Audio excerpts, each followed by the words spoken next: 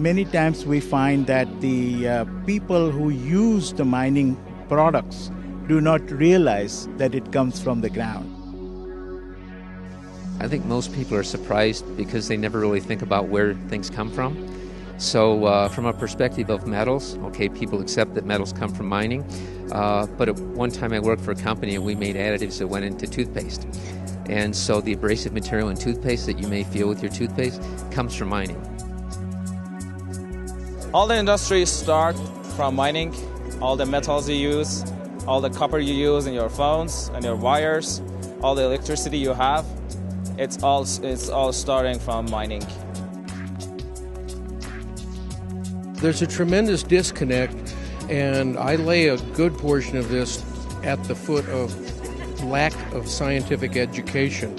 There are people that are quite aware of almost everything in terms of their nutrition, but they have very little information that has been internalized about where the metallic elements, where the raw materials for any number of their daily products.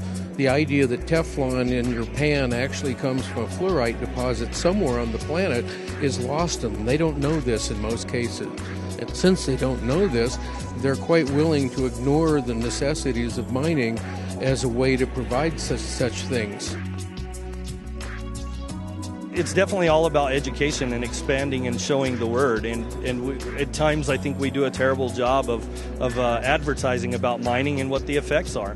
The SME is a perfect opportunity, a perfect outlet that allows mining to be advertised, the good and the challenges that we have. Americans in general have become a society that is so used to having what they want in life and the nicest things in life that they never really stop to realize where they come from. And if they only were educated in that way, they would know that most of the daily products they use are made from minerals that are mined from the earth. You get opportunities throughout every day to explain that there's that life couldn't go on the way they know it without our metals and minerals. I think it would be surprising to people to realize that much of what they're taking is of a natural origin, and it's not coming out of some really remarkable space-age factory, but it's being dug out of the ground with minor processing.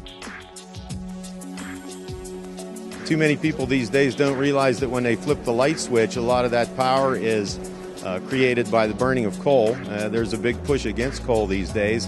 I personally think that if we get to a point where the coal supply is not being utilized, we will find out that the lights don't come on so easily, and maybe your air conditioning and everything else that you rely on power for won't be there.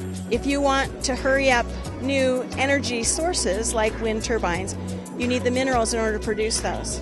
It's really easy to have a disconnect because your consumer is buying finished products versus what the mining industry is providing as raw material. Just the copper in our houses, I mean, if you want electricity, we need copper.